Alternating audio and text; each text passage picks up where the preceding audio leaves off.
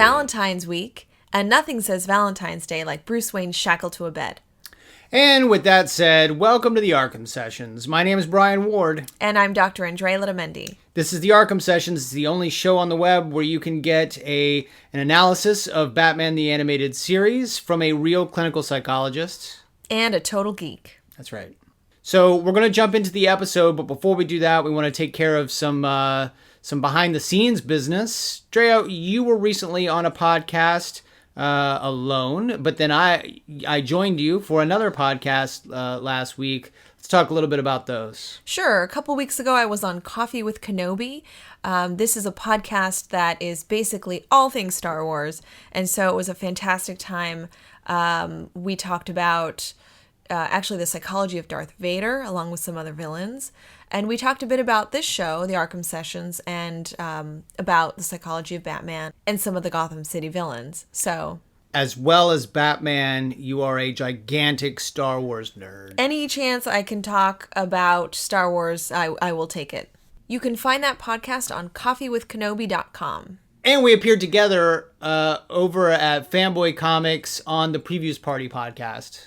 That's right. We joined Jason, Scott, and Christine to talk about the Previews magazine, which is basically this catalog. Yeah, it's a catalog of all the comics, all the graphic novels, and collectibles that come out every month.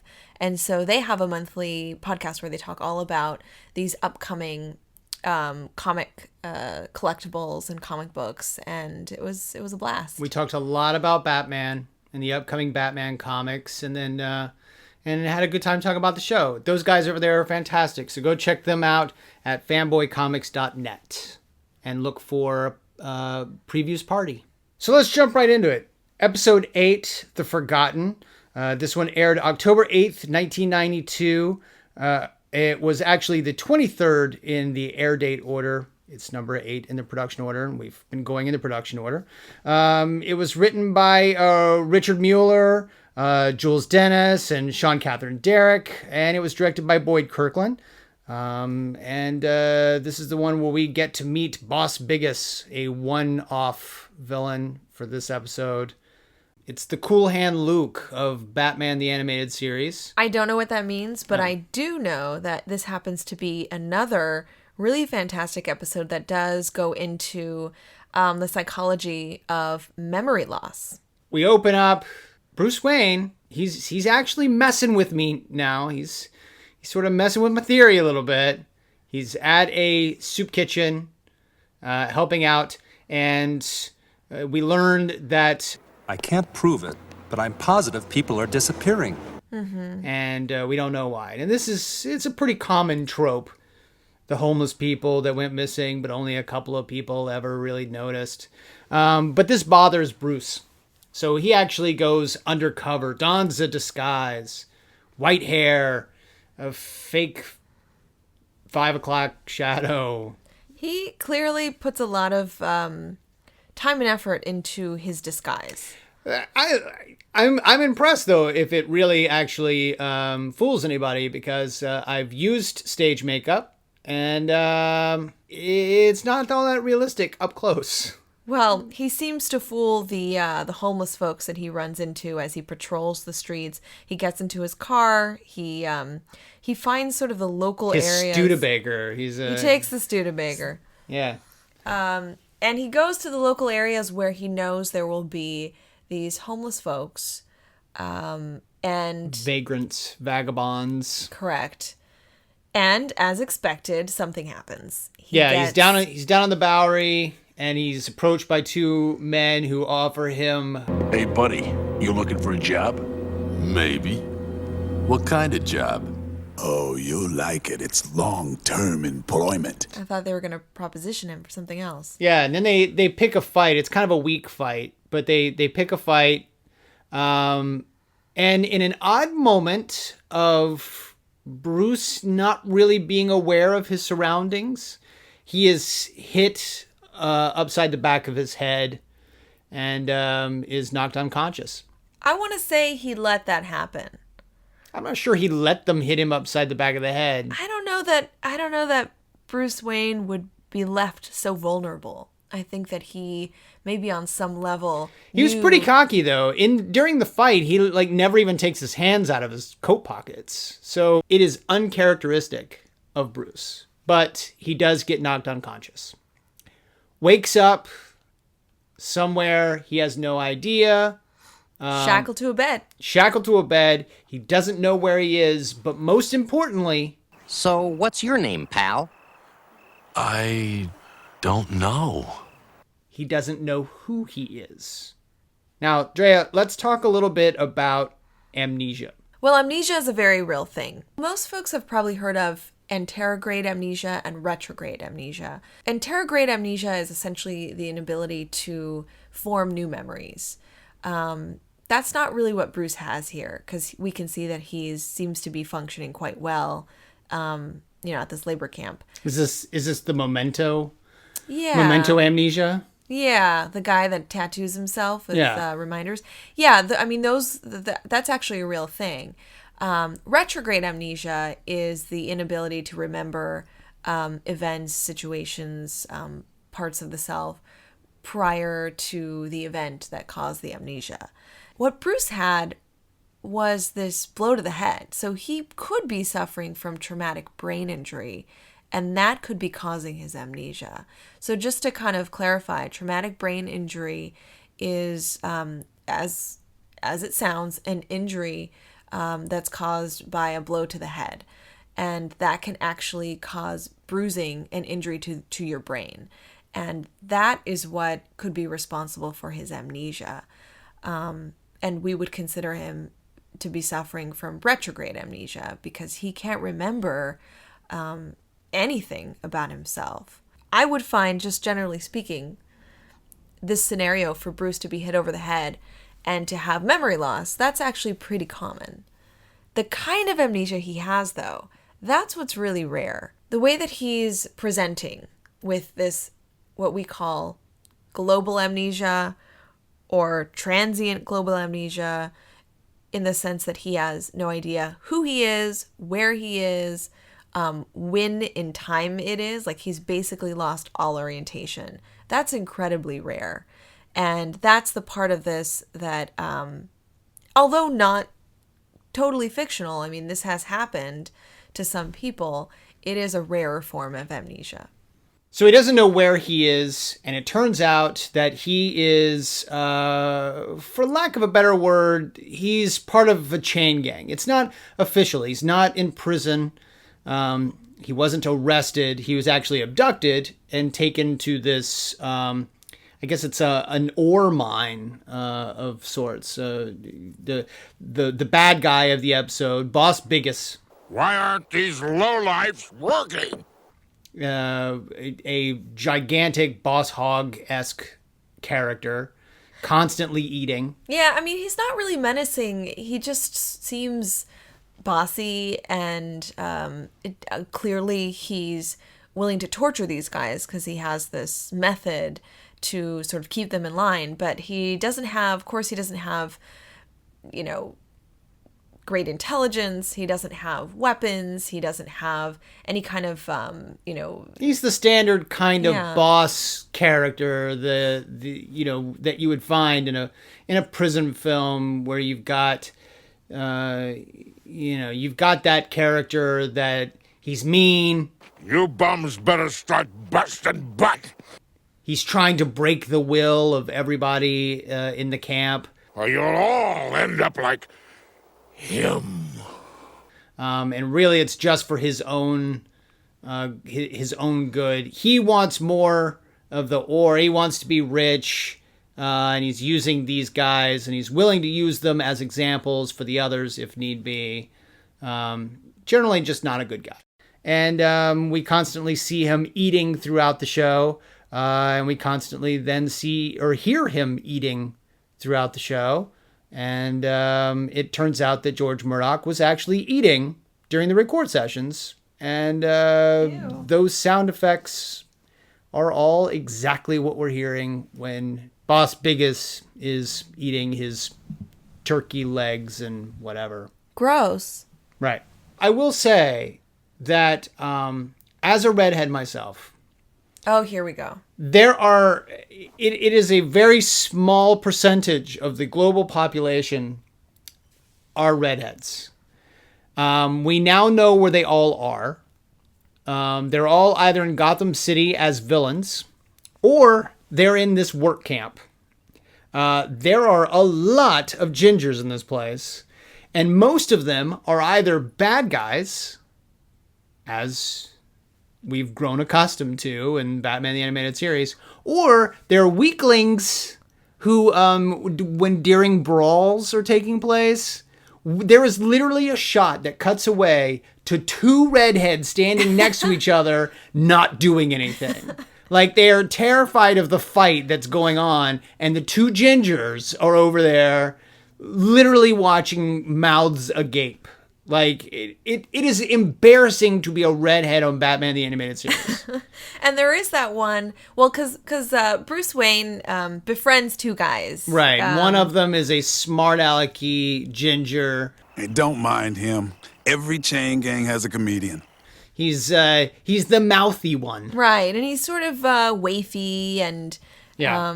not very, you don't think he can defend He's himself. just this side of Gollum. Like, he's very, he's thin, and likes to hear himself talk, and, is constantly making jokes. I was one of Gotham City's unemployed. Now I got a job. Lucky me. Well, and the other guy, Dan, makes friends with Bruce Wayne, and they get to know each other. Of course, Bruce doesn't know who he is. He's asked, what's your name? Who are you? And he's like, I don't remember. Which that in and of itself can be really jarring for somebody. Could be traumatizing just to sort of lose your identity.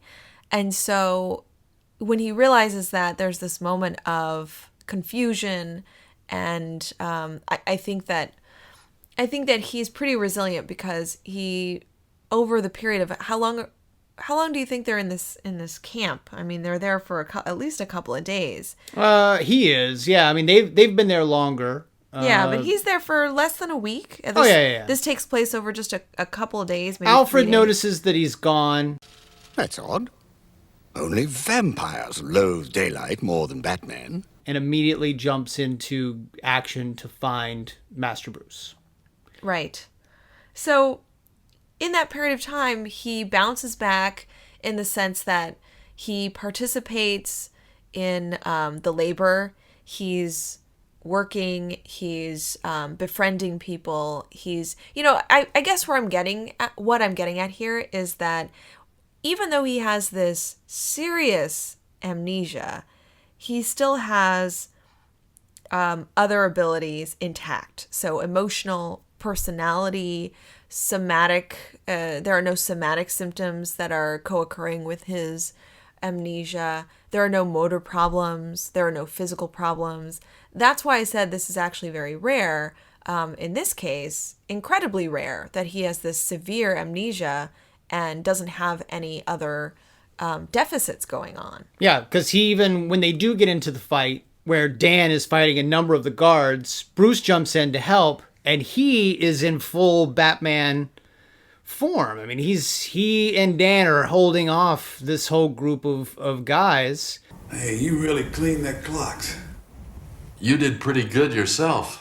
So while he doesn't remember who he is, he doesn't know where he is, he doesn't necessarily know when he is, muscle memory is all there. Yeah, he definitely can still. I think it's kind of cool too, because in that fight, it's a pretty cool fight. He's definitely showing that he doesn't have to have the armor and the gadgets and the weapons to to defend himself. It's just his guns, but not actually. No, guns. not his guns. His fists, and it's kind of a cool fight because we get to see Bruce Wayne in this, these high-waisted pants and his tight tank top as he's just in his white moment. hair. In his at this point, his magic makeup, his theater makeup has certainly held up. because he still has that white hair. So he kind of looks like an older version of himself, which is interesting because he doesn't know who he is. So we're sort of not recognizing who he is. And it's kind of a cool scene to see that fight. Bruce, while asleep, ends up having a couple of pretty bad nightmares that are kind of, I guess, trying to jumpstart his memory. He's looking through like carnival mirrors and seeing different versions of himself. None of them look right. And then he turns around and sees Bruce Wayne laughing.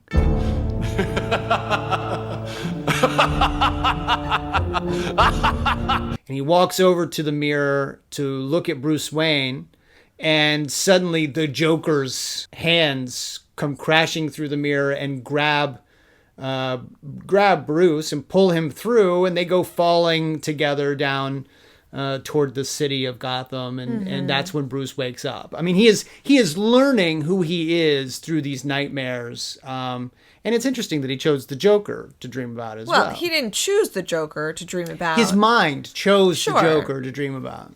I mean, that's actually very realistic. I think that's another cool point that they were making, that while he doesn't know who he is when he's awake, he has these subconscious kind of themes and relationships that come through in his dreams. And what we see in that dream, in addition to the Joker, we also see there's he and the Joker sort of fall into the city, and then he finds himself as Bruce Wayne standing in the street, and people are coming to him and asking for money, and he starts giving them money to the point where he's just surrounded by people, and there's this close-up of his face, and he's just kind of hopeless. Like, he's terrified and hopeless and feeling like he just can't give enough. And I think those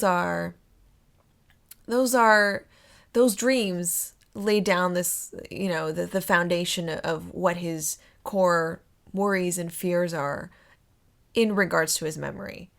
Although he doesn't know it yet at this point, he is that person that's defending the city. So the Joker is the villain that represents what he's fighting against.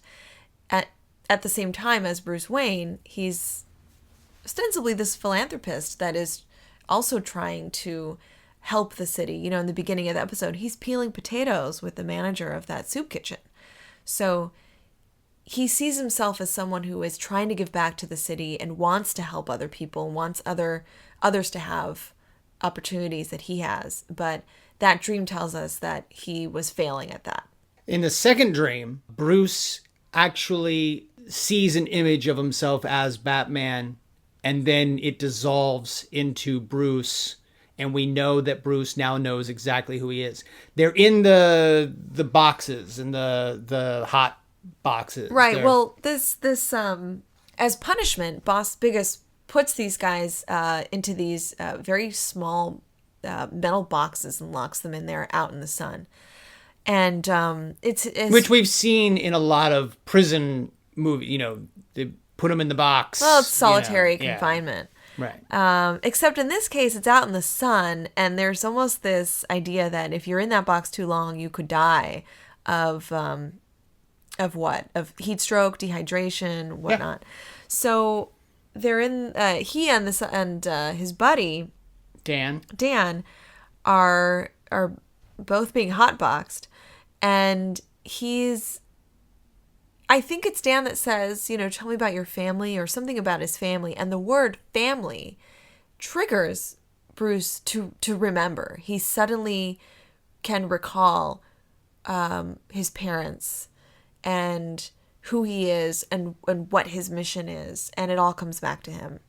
And although it's a bit unrealistic for all those memories to happen at once, typically with different types of amnesia, of course, depending on the type, memories actually come back gradually. They don't all of a sudden come all at once.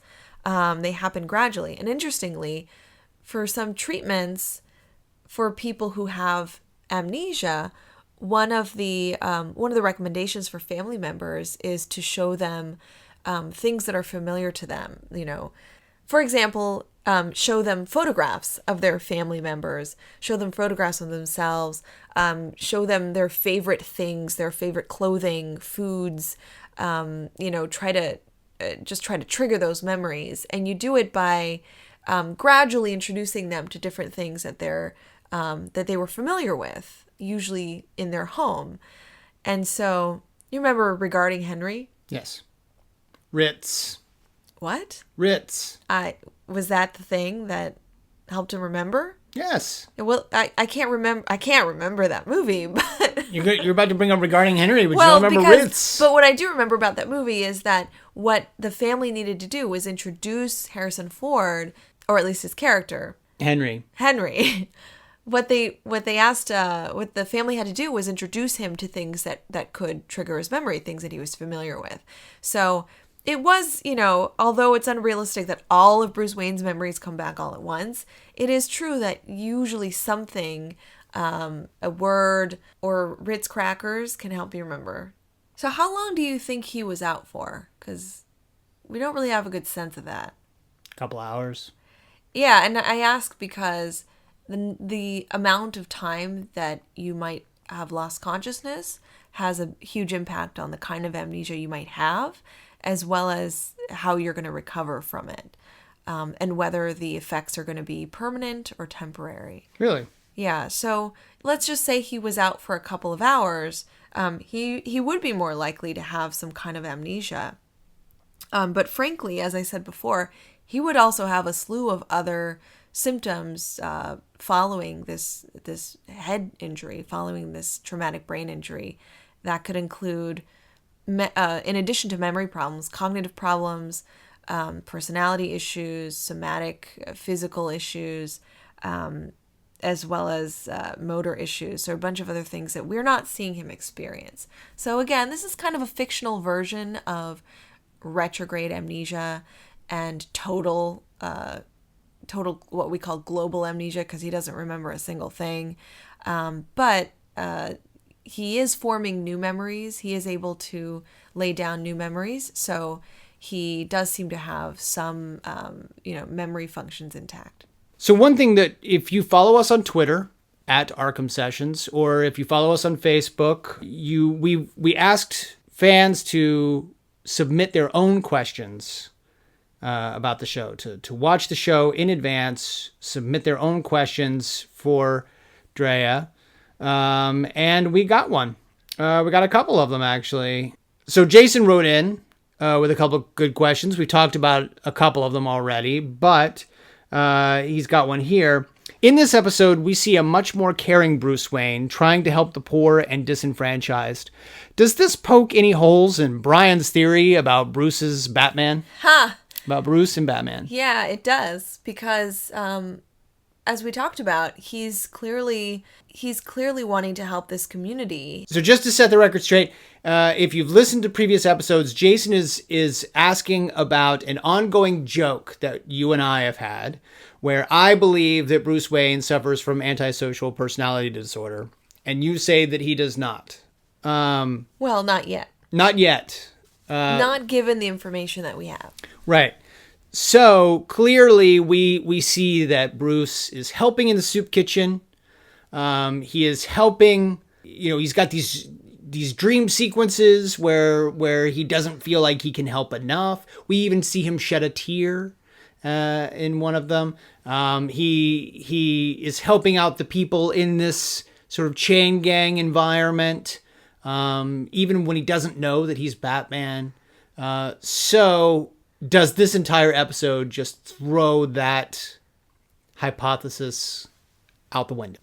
Well, Jason's right. We see that there is this this humanity that he's showing us just, from the very beginning, that he's contributing and participating in giving back to the community by helping at the soup kitchen. But even at this labor camp, he's sort of befriending these two guys. We see that he's forming relationships with them, and that's very unlike someone who has antisocial personality disorder, who wouldn't be interested in forming relationships and wouldn't have the need for that. They would be isolated and kind of out for themselves and, wouldn't be caring about other people. I get the sense that he, at some point, understood that he could probably fight his way out of there, but it wasn't until he realized who he was, that he was Batman, and saved those guys, that he got them out of there. He came back once he was, we didn't talk about this yet, but Alfred not only discovers that Bruce is missing, but the Studebaker's missing too. So, of course, he has a tracking device, tracks down where this vehicle is, Right. and then to the truck that leaves the lot, Right. and goes to this, this camp, this labor camp. So he ends up hopping into the Batwing and locating Bruce that way. And Alfred is not a pilot. Oh dear. Oh no, we can- he's clearly very uncomfortable in that. He's the C-3PO in this situation. He is not comfortable in a flying device. This is right. So he rescues Bruce, but Bruce ends up coming back as Batman to rescue the rest of the guys. Right. Okay, so I have a counter question for that.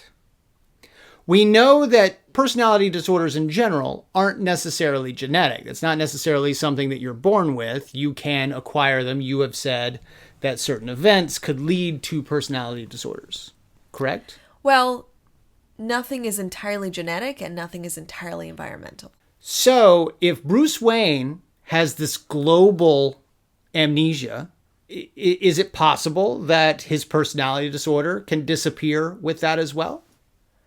Like, if Bruce's personality is in essence gone, wouldn't his personality disorder also temporarily be gone until he's Batman again? Well, that's true. If he has total loss of his identity and doesn't regain his memories, then essentially we're talking about a dysfunction of the brain in the sense that he can't remember anything about himself. And a personality disorder is a function of the brain. So he could lose the ability to remember that part of himself. However, as we see, he regains all of his memories. Right. And for most memory disorders, people actually do regain a good part of their memories. It's gradual, but people do a lot of times regain their memories. So based on those cases where people regain their memories and they're not that different than the people they were before the traumatic event or the traumatic brain injury, then, I would say he would probably still have that personality disorder if he had it in the first place. Because I will say that once he regains his memory and his personality as Batman, he comes back, he rescues them, yes, but that's what Batman does. He then identifies himself as Bruce Wayne, billionaire, to these people in Gotham, sort of offers them a job, and then, as if to slap them in the face a little bit, hops into his limousine driven by his chauffeur, and is like, see you guys later. So he's made friends when he doesn't know who he is, when he doesn't have his past traumas, when he doesn't have his mission, when he doesn't remember his parents having died. But then after he remembers, he offers to be their boss. Yeah, he's kind of like, see you later. Yeah, and I'm going to jump into my nice car now. So maybe this episode doesn't completely sink the hypothesis. We will find out in the coming episodes. We'll let it keep going. Hit me, Riley. Hit you? Why? Maybe I'll lose my memory and wake up a millionaire too. Did you know actually there was a case where a guy had a brain injury and then developed a personality disorder? No? It's probably one of the most famous neurological kind of cases in history, and it happened in the mid-1800s, and his name was Phineas Gage, and he was like a railroad supervisor working on the railroad, and this 3-foot iron rod shot through Oh, yeah, his, the one that shot through the head. Yeah. Yeah. and it shot through his head. And sorry to get gruesome, folks, but it actually shot through his cheek and into what we call his frontal lobes, like the front part of his brain. And interestingly, this became a famous case because following that injury, now luckily he survived, but following that injury, his personality was vastly different. He was known. Yeah, no kidding. Well, why? He's got a giant spike that went through his brain. My personality would change a lot too. It's the 1800s. They knew little about psychology. Prior to his injury, he was known to be very friendly. He was known to be social. He was very well-mannered. And then following this injury, he got treated. He survived it, but he was never the same. He was considered, people felt he was antisocial. He was saying profanities when he shouldn't. He didn't have any organizational or planning skills. He was not friendly. He wasn't social anymore. And people began to, experts, psychologists, neurologists at the time were beginning to understand that parts of the brain are responsible for certain functioning. And the front part of our brain is largely in part responsible for things like organization and planning and concentration and things like personality.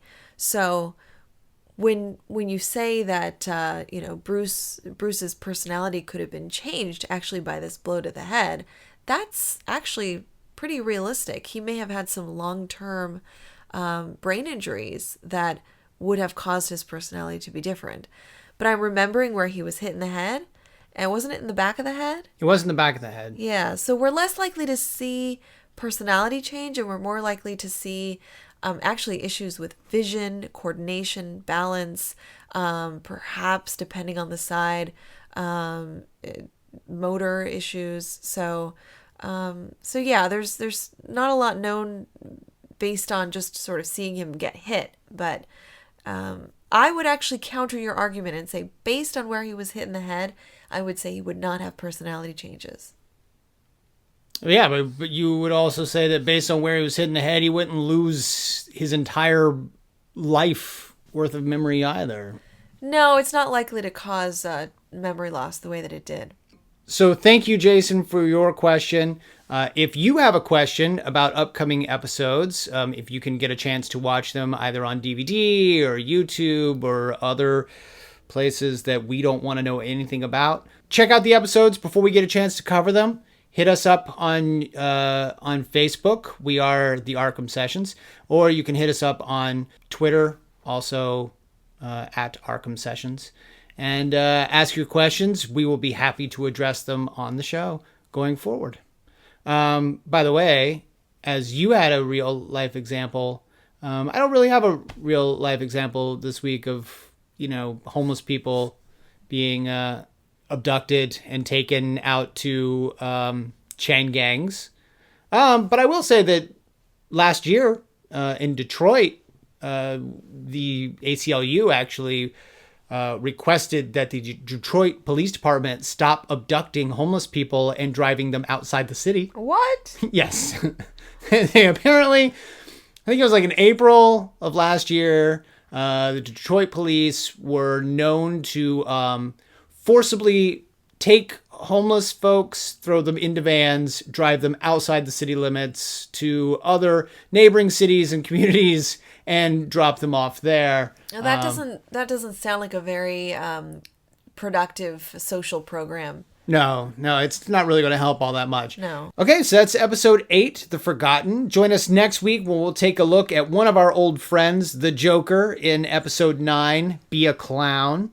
This will be a great opportunity for us, Drea, because it'll be the 3rd time that we have seen the Joker. That's right. We'll get to see if his personality has changed at all, or if his relationship with Batman has changed at all.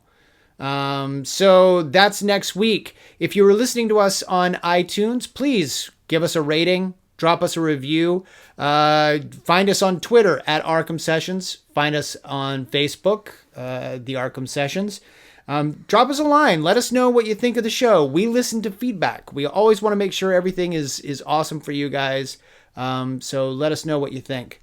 And be sure to spread the word. we would love to do this for as many listeners as find it interesting. So come back next week, and we'll see you then. Until then, I'm Brian Ward. And I'm Andrea Letamendi. And we are the Arkham Sessions. See you next time.